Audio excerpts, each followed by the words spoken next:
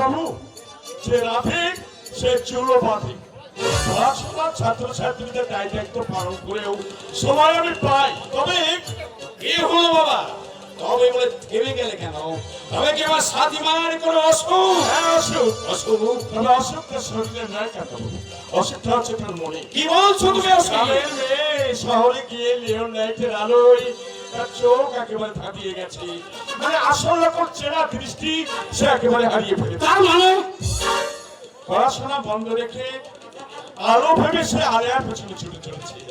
এই ছোট যদি বন্ধ না করেন তাহলে অদূর ভবিষ্যতে কি বলছো তুমি অসীম? তার সম্বন্ধে হঠাৎ সুপারিনটেন্ডেন্ট ডেকে আবার কথাগুলো বললেন এবং সে কথা যাচাই করে দেখলাম সে দেখলে বাবা নিয়মিত ক্লাস না করে পড়াশোনা বন্ধ রেখে রাজা নামের এক মাস্টারের সঙ্গে মিশে হোটেল, সিনেমা, পার্কে ঘুরে অনেক রাতে হোটেলে ফিরছে।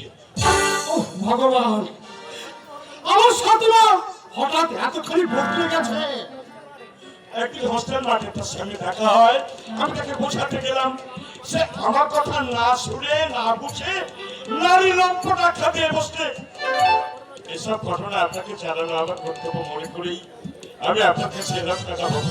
ছি ছি ছি ছি, আমার সাথীর এই দুর্ব্যবহার আমি ভাবতেই পারছি না। এর জন্য দুঃখ করলাম, এর জন্য তো তাই তুমি আমার আজকারাতে সাথী মারাই অধবাদ কোশাল বাবা অসীম। জানি তুমি দুঃখ পেয়েছো, আমাদের সকলের মুখ চেয়ে তুমি ওকে ক্ষমা করে দাও বাবা। সে ভুল করলে আমি ভুল করতে পারি না কাকা বাবু, কারণ আমি কলেজে যে সাথীর পরিবর্তে অন্য যদি কেউ এই অন্যায় করতো তাহলে তার পরিণাম আমি জানি বাবা, আমি জানি তুমি আমার বন্ধুপুত্র কত বড় বংশের ছেলে, তোমাকে এত বড় অপমান যে মেয়ের জন্য আমার উঁচু মাথার মতো হয়, পঞ্চগ্রামের ঘোষার বাড়ির ঐতিহ্য নষ্ট হয়, তাকে আমি চুপ করুন কাকা বাবু, মাথা গরম করে কোনো কাজের সমাধান হয় না। আমি বরং এক কাজ করুন, চলুন বাড়ি ভেতরে যাওয়া যায়। অসীম হাতি মারা গেলেও তার দাম লাখ টাকা। আমি মৃত্যু হলেও এখনো পঞ্চগ্রামের মাথার মণি। যে মেয়ের জন্য আমার সম্মান নষ্ট হয়, যে মেয়ে স্বাধীনতা নামে স্বেচ্ছাচারী হয়, তাকে তুমি ক্ষমা করবে, আমি করবো না।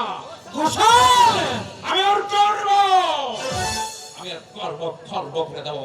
তুই ভালো ভাবতে থাকো, এক মাসের মধ্যে ভাতগ্রস্ত করে বুঝিয়ে দেবো নারী স্বাধীনতা স্বামীর পায়ের তলায়, মাথায় নয়। এসো বাবা অসীম, বাড়ির ভিতরে এসো। আসি বাবু।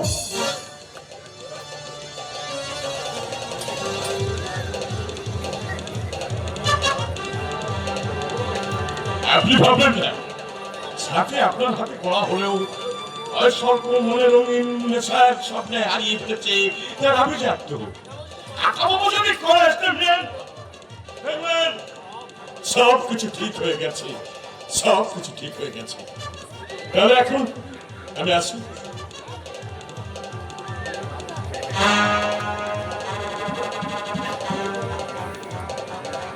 Great success. This is my plan.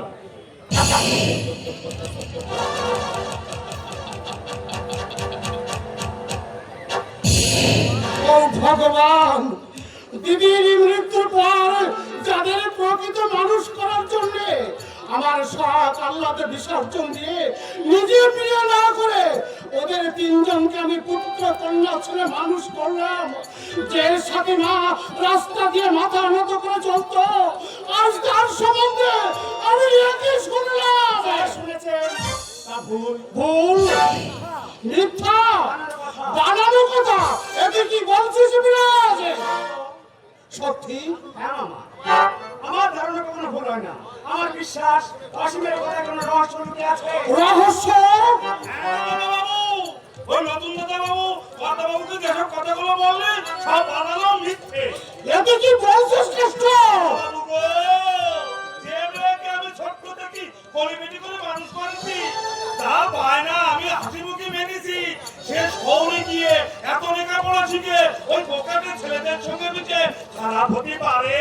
তুমি ঠিকই বলছো কেষ্টদা, তোমার যেমন বিশ্বাস হয় না সাথী খারাপ হতে পারে, আমার তেমনি বিশ্বাস হয় না লেখাপড়া বন্ধ করে দিয়ে একটা মস্তানের সাথে সাথে প্রেম করতে পারে।